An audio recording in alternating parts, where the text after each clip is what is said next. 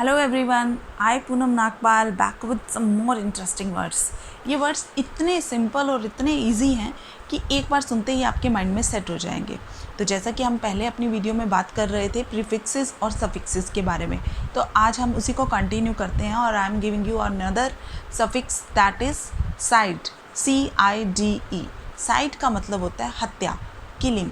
आप जिस भी वर्ड के पीछे सेट करेंगे इसे, उसकी हत्या बन जाएगा। जैसे insecticide, pesticide, matricide. Matri is for mother, माता की हत्या। Patricide, patri is for father, father की हत्या। रेजीसाइड, रेजी इज़ फॉर राजा, राजा की हत्या। इन्फेंटिसाइड, इन्फेंट मीन्स शिशु।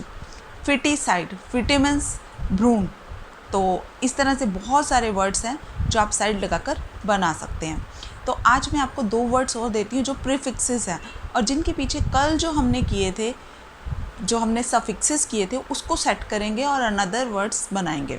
Anthro, anthro means human being, Mankind. जब भी आप एंथ्रो वर्ड देखिए, इसका मतलब पीपल की, लोगों की बात हो रही है। अब anthropology, anthropology means study of Mankind. Anthropologist, it means जो पर्सन मैनकाइंड की स्टडी करता है। उसी तरह से एंथ्रोफोबिया, इसका मतलब मैनकाइंड से डर। आई हैव एंथ्रोफोबिया, यानी कि मुझे मैनकाइंड से डर लगता है। अनदर वर्ड इज जू।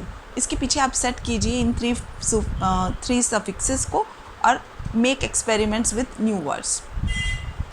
तो जब हम किसी से इंग्लिश में बात कर रहे हैं, we want to make it impressive, then how can we make it impressive? तो इसके लिए हम कुछ ईडियम्स भी यूज़ कर सकते हैं।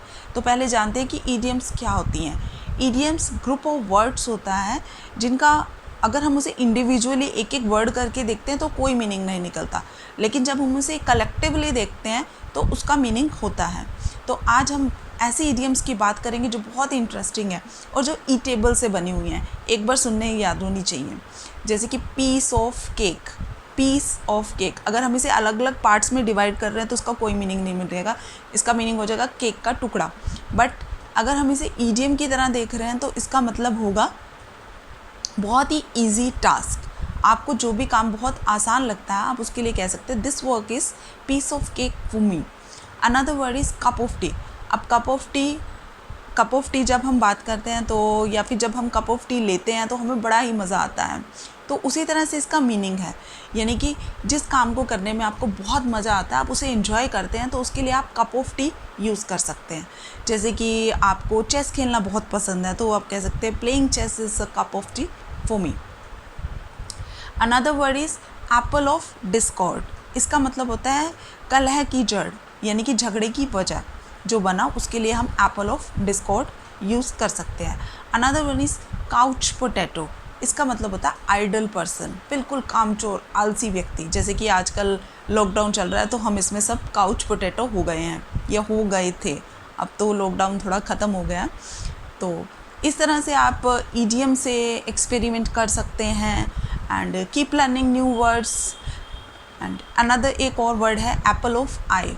इसका मतलब होता है आँखों का तारा, बहुत ही प्यारा। तो keep experiment with new words, keep learning new words, and till then bye bye, thank you very much.